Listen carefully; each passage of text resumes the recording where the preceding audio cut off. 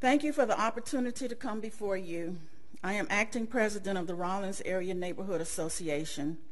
This is an older established community with a considerable number of senior citizens. This community represents long-term taxpayers and faithful voters that are civic-minded. The average age of an active member is 75 years old. I come before you because I believe you could benefit from some of the collective thoughts of this senior population. Some of these thoughts may sound negative, but bashing our representatives is not the goal. I repeat, not the goal. These comments are meant to facilitate constructive thought.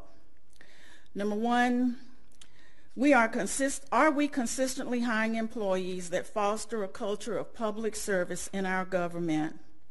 This is very important at the administrative level because leadership sets the tone for their staff. I had the opportunity to work with a former director of quality management for the 5-star Ritz-Carlton hotel chain. They are 5-star because they're not concerned about GPA or where you graduated from. It's secondary. Primary is, do you fit the culture of excellent customer service that they aspire to? They don't hire apples and hope that they become oranges. When they need oranges, they hire oranges. I learned from Ms. Jackson, our administrator, and thank you, Ms. Jackson, that there is a 45-minute orientation to public service for new hires. But are we reinforcing this educational effort with a refresher through training on a yearly basis as is done in most organizations? Number two, there is not much empathy for administrators seeking large raises that are already making over $100,000 a year. When substantial responsibilities are added, a pay adjustment may be in order. However, individuals in the work climate today have absorbed some additional duties without increase in pay all over America. The majority of taxpayers are living on far less and have no increases in income and have not had for some time. Greed has no place in public service. If one manages his personal finances poorly, no amount of increase is going to make a difference. There is empathy for those employees at the lower levels barely making ends meet. Please be careful with your distribution of our tax funds.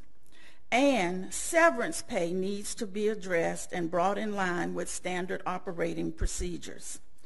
Number three, the announcement that Berkman's Road is complete and ready for the Masters Tournament is all well and good.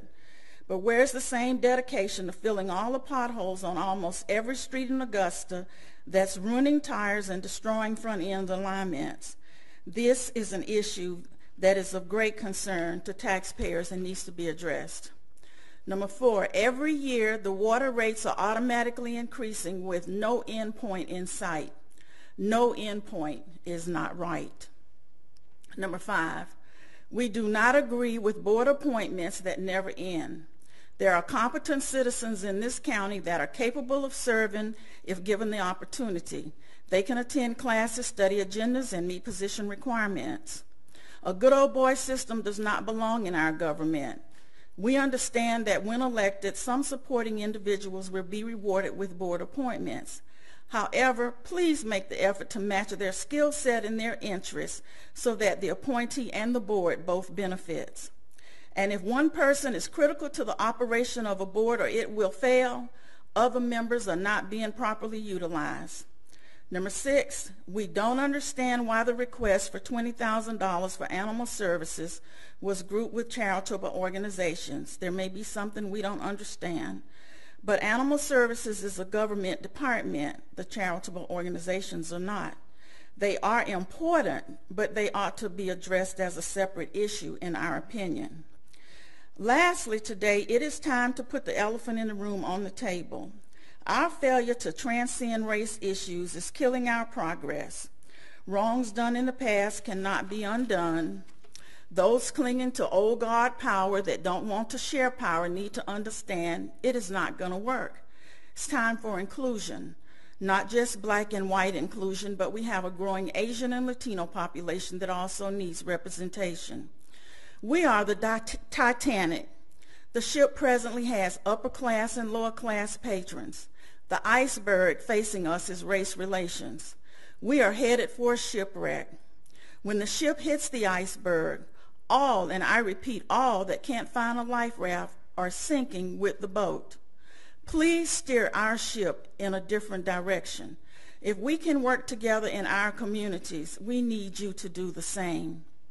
I commend those in our government service that have demonstrated exemplary public service, such as Melody Wilson in planning, Ms. Lena Bonner in the Clerk of Commission's office, and Carla Williamson, Senior Operations Manager in the Clerk of Superior Court office. I'm sure there are others, but these are true role models for public service. I also end by commending our chief leader, Rosalind Patton, on the Board of Equalization. She readily shares her knowledge with others working on that board to make sure that no absence causes us to stumble in our duties. We are faithful to the mission of our board, and it runs as a well-oiled machine. We welcome further discussion of these issues if we can help. Thank you for this time. Thank you, Ms. Burney. Thank you.